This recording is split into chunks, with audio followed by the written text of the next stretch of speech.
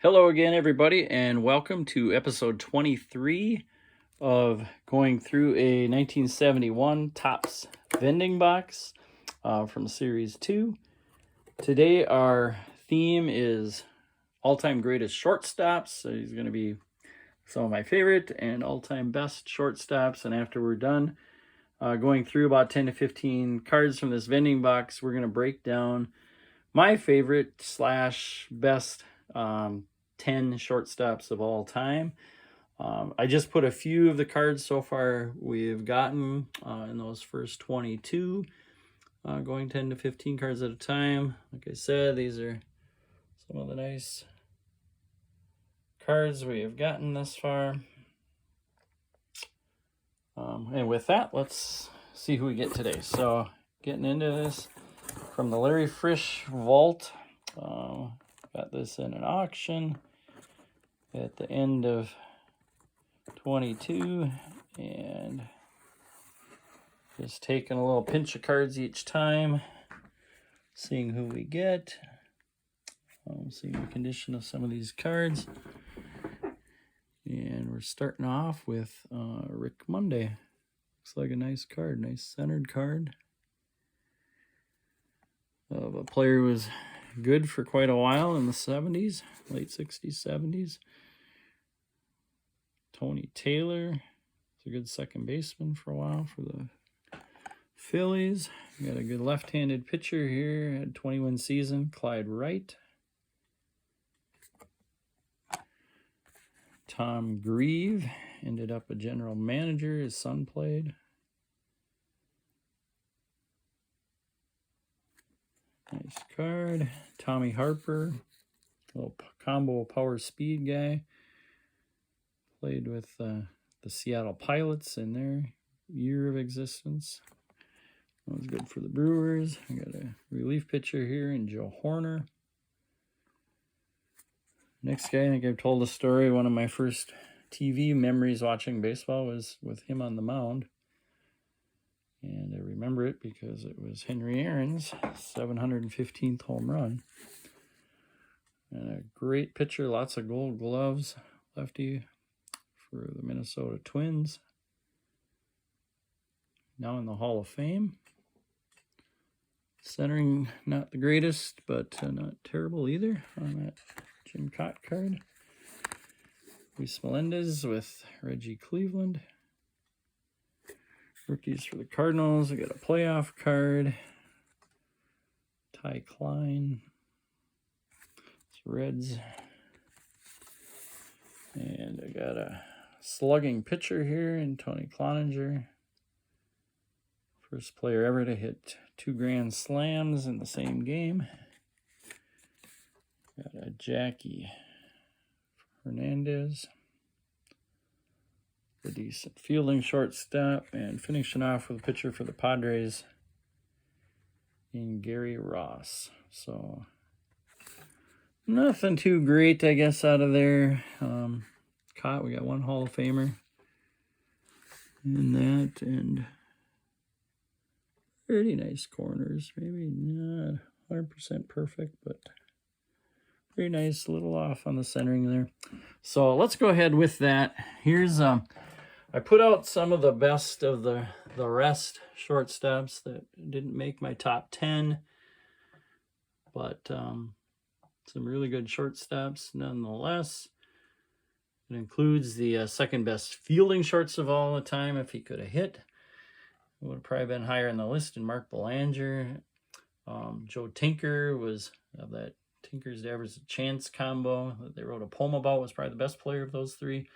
He was the 4th best. These are by defensive WAR, best fielding shorts of all time. And Rabbit Marinville was the number 6 defensive WAR shortstop of all time. But none of those three made my top 10. One of my favorite players, he maybe wasn't that great, but had a super beginning of his career, was Gary Templeton. Ended up getting traded for Ozzie Smith.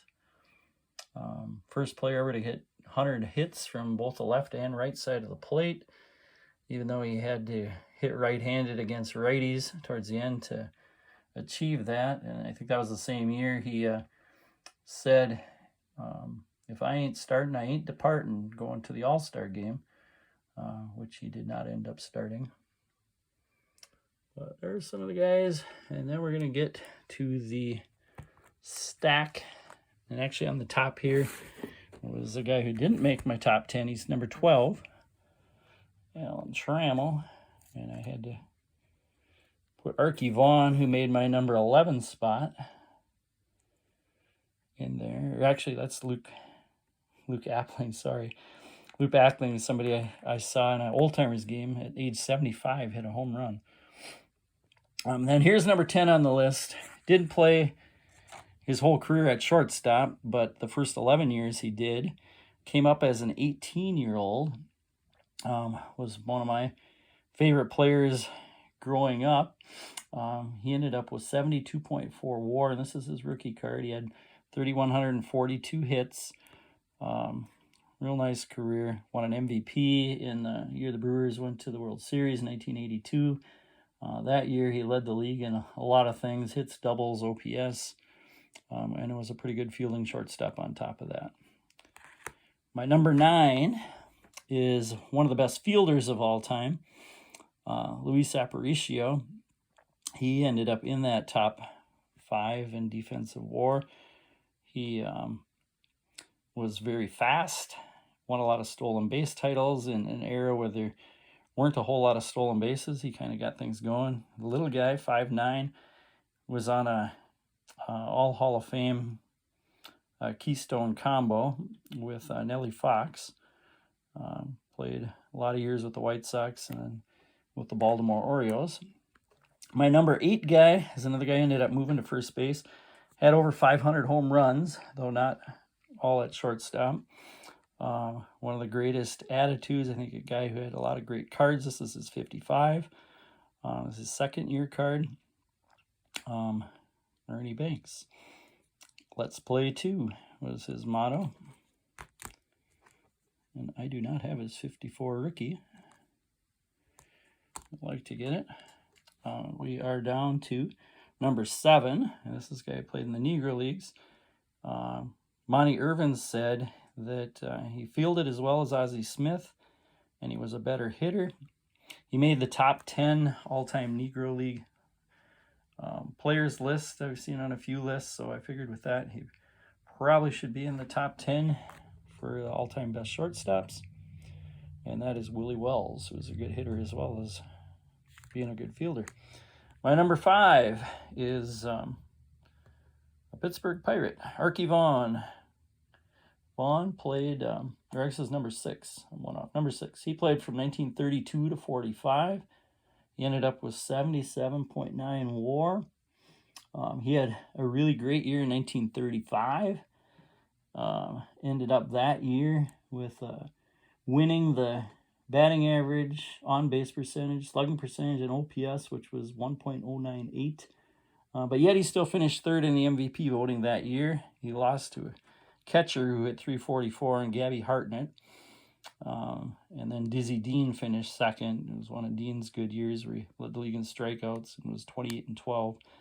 But I think looking back at it, this guy had the best year that year. Archie Vaughn, he was a decent fielder, not a great fielder. This is his 1941 play ball card, which is, I think, one of the coolest sets. It was a color set. Number 5 on the list, and it took a while for the Hall of Fame to recognize him, but George Davis. Davis actually had an 84.9 career WAR, which is one of the highest for shortstops. And he was a good defender and a good hitter. Ended up with over 2,600 hits. He played, this is my oldest guy on this list, played in the 1890s and the 200s, or 2000s, or 1890s and 1900s, excuse me. This is his T206 card. Piedmont, which is probably the most common of the T206s. Now we're down to number 4. The all-time list, and this is the all-time best defensive shortstop, according to WAR and probably the eye test. And my eye test was able to be there because I got to watch him play a lot of years with the Cardinals. Great fielding shortstop, also hit a clutch playoff home run. and also stole 580 career bases, had over 2,400 hits, made 15 All-Star teams. Ozzie Smith, that's his 79 rookie. Number 3, I got another old Negro Leaguer. And this is a guy, too, I saw on all-time Negro League lists, ranked 4th on some lists. Actually, a lot of lists behind Satchel Paige, Oscar Charleston, and Josh Gibson. And figuring that, he must have been one heck of a player. He played from 1907 to 1932, got the nickname Pop. He was John Henry Lloyd, got the nickname Pop because he got older and kind of was like a pop to a lot of players. And number 2, Cal Ripken Jr. All-time consecutive games played record, obvious, had over 3,100 hits. He is the all-time leader for shortstop home runs. Ernie Banks hit more, but Ernie Banks played a lot of those years at first base. So as a shortstop, Cal Ripken, over 400 home runs. 431 home runs is the most in a career for a shortstop. This is his 1982 Topps Traded, the first card that he was on the card solo. I like better than his regular rookie. Kind of a cool card. And number 1, I think by a long shot, was Hannes Wagner. This is his Dockman & Sons card. I got this card because the T206 was way out of my ballpark, and collecting all the Hall of Famers. So this card was way cheaper. It's actually not that cheap anymore, but when I got it, it wasn't too bad. So kind of a neat card, showing him in his throwing pose. This guy was an all-around player. He was really the ultimate 5-tool guy. He had power, speed, 3,400 career hits, 700 some doubles, 252 triples, 723 stolen bases is what he had. He ended up with 131 WAR, and a good chunk of it also defensive WAR. Roberto Clemente said he had one of the best arms he's ever seen. That was when he was a late 50s, almost 60-year-old coach for the Pirates, as the second Pirate on the all-time 10 list.